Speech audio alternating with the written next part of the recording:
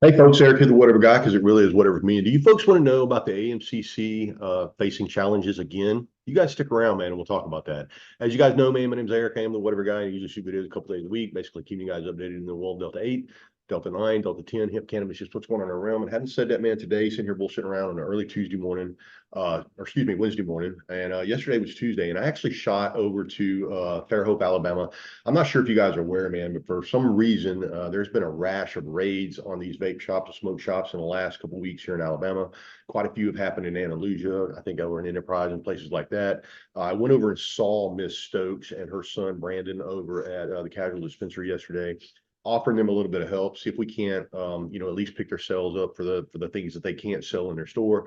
Obviously, take a look at some of their marketing, to obviously pick up sales. But you guys support your local vape dispensary, man. These guys are getting ragged, especially in the state of Alabama. I'm not sure exactly what's going on. There's been a rash of issues going on, but like in all of Baldwin County, she's not the only bad actor. I can promise you that. Matter of fact, she's not a bad actor. One of the reasons why I went over to her location was to check that out. She's just a lady, man, that's just trying to run a real small business. She's even cooking cakes in the back, man, for her family and stuff like that. So like they're effing with her, and like they could have been messing with several people over there that I know for a fact are running radio ads for THCA products in Baldwin County, which makes no sense to me why you would go in there and raid her dispensary like that and scare the shit out of her the way you did and pull her down there to the sheriff's department and give her all that crap that you did. But now you've got me pissed off. So I'm gonna be helping her push this behind her. I'm gonna be getting hold of quite a few people, see if we can't get some news out there about Hoss Mack and see if we can't find out exactly why the fuck they are fucking with Miss Stokes. Like she's just a mom, man. She's like my mom.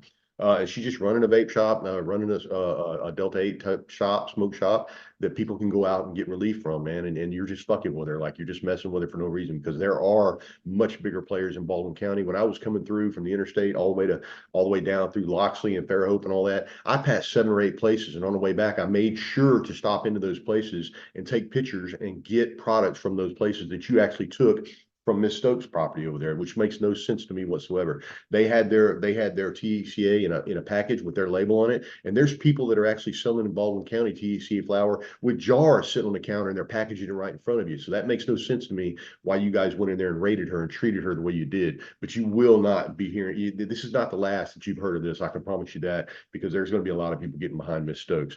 Moving on, talking about this AMCC issue that we've got going on. As you guys know, man, this has been a pretty much a debacle since the very beginning. We're going to flip over here to an article over here at the Alabama Reporter, and this is by Josh Moon, and this is just highlighting some of the issues that are going on with the Alabama Cannabis Cartel. And this guy wrote it out really, really well. As a matter of fact, I'm going to get in touch with him today. I've got some stuff that I want to shove over to him, but this is something crazy right here for you guys to check out. And let's take a look at it and see. I'm a little bit all over the board. I apologize this morning. It says trouble brewing again for the Alabama Medical Cannabis Commission. This is an article, like I said, over at Alabama Reporter by Josh Moon. More upheaval in Alabama's attempt to award medical cannabis licenses is on the way. Following the Alabama Medical Cannabis Commission licensing decision a week ago, its third attempt at handing out those licenses, an army of attorney executives and investors have spent time picking apart the process and drawing up new lawsuits.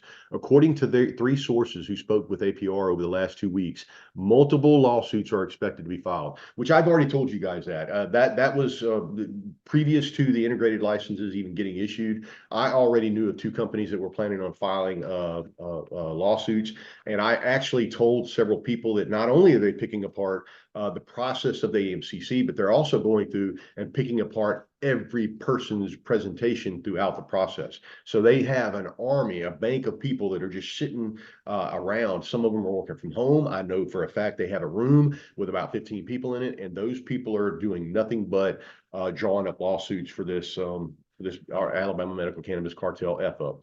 In addition, and possibly way more importantly, 2 additional sources have told APR that they have been contacted in recent weeks by investigators for the Alabama Attorney General's office and the FBI with questions about the AMCC's butchered scoring process. That process was ultimately tossed by the AMCC and the scores weren't used, but rumors have swirled since almost the beginning of the application process of improper influence over the process by specific individuals with ties to certain applicant companies. And let me just say this, guys, I know one of the 2 sources. I physically know one of the 2 sources. I'm pretty sure I know who the other source is, but I personally know the other two source. One of the sources that was spoken to, that was actually reached out to by the Attorney General's Office of the state of Alabama and by the FBI. According to both sources who have been involved in the application review process from the beginning, there doesn't seem to yet to be an active investigation. Both describe their interaction with the investigators as informal or fact-finding in the initial stages. He seemed to be trying to separate fact from rumor to see if something illegal had taken place, one source said. Regardless of what ultimately happens, the fact that both the AG office and the FBI are apparently sniffing around is a pretty telling indicator of just how spectacularly awful this licensing process has gone. It has been a mess from the start. Some would argue that it's been intentionally a crooked mess. At this point, it would be hard to argue that. And last Tuesday's third round of awarding of the same licenses did absolutely nothing to stifle the suspicions that something or a lot of something just ain't right with this whole ordeal.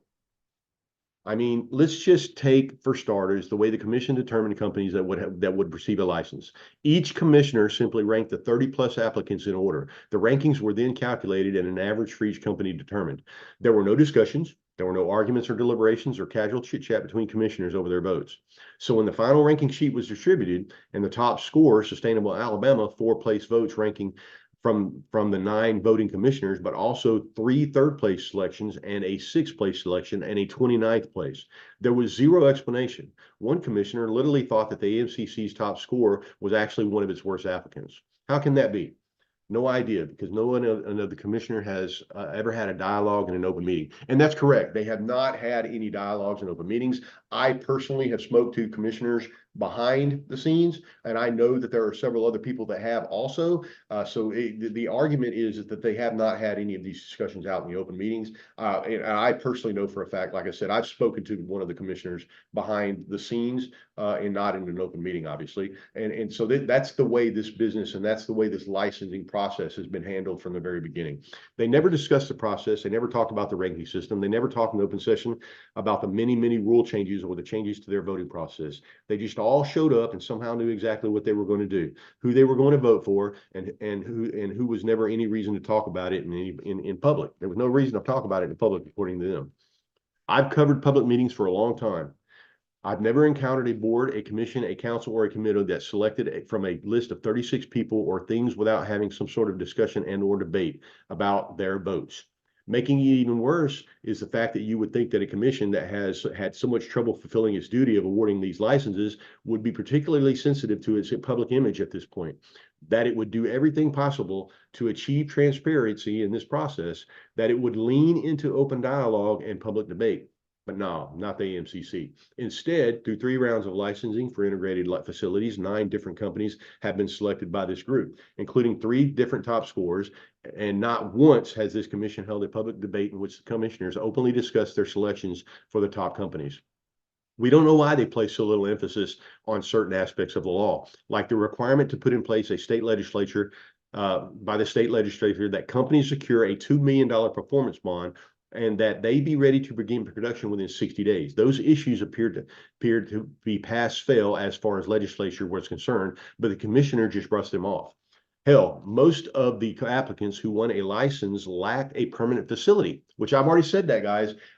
These laws, when they were written up, these guys had to have all this stuff in place before they ever applied for this license so that they could get marijuana up on the shelf within 60 days. And what we're finding out now is that there's a lot of these applicants that don't even have the infrastructure in place to get it up in 60 days. It would take them 60 days to 6 months to get a building in place, not to mention the stuff that's got to go inside of it. So a lot of these applicants, and I'm not going to name any names for these integrated facilities, were not even, matter of fact, and for some of the processing and cultivating, they don't even have a building up ready to go. Like Twisted Herb, they don't have a building up ready to go at all. Like they've got to clear ground and all that other crap to get a building up. And people like Antoine Mordecan in the cultivation space already had the infrastructure in place where they could grow. So Antoine Mordecan and those guys are going to be off and running. And then you're going to have several of these companies that are going to be in the background that are still clearing the land.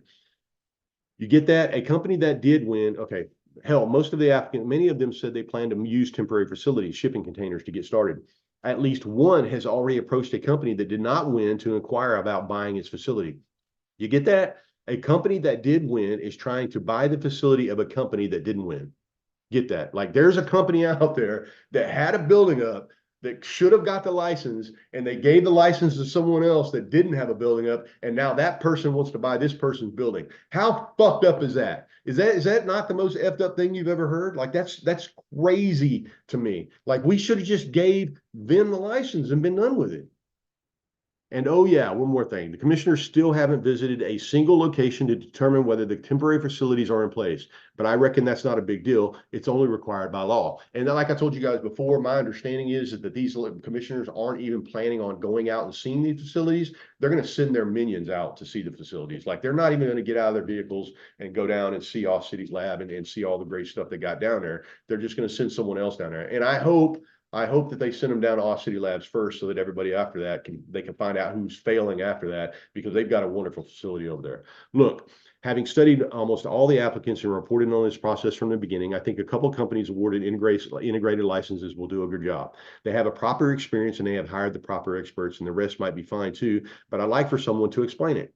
Let's keep in mind here that these companies are going to be producing a product that we hand out to some of the sickest, most fragile people in the world. This process and who's licensed in the state matters a lot. And the commission overseeing it all should be able to answer publicly some very basic questions about why these companies were selected and why the process was handled as it has been. The people of this state deserve to get answers, even if the AG's office or the FBI has to get involved. Guys, I'm not sure exactly when we're going to see the end of this. Like I'm telling you right now, everybody that has a license in the AMCC right now, everybody that was issued a license, slow your roll, pull your horses back a little bit, because I promise you right now, we're going to have a fourth round of licenses.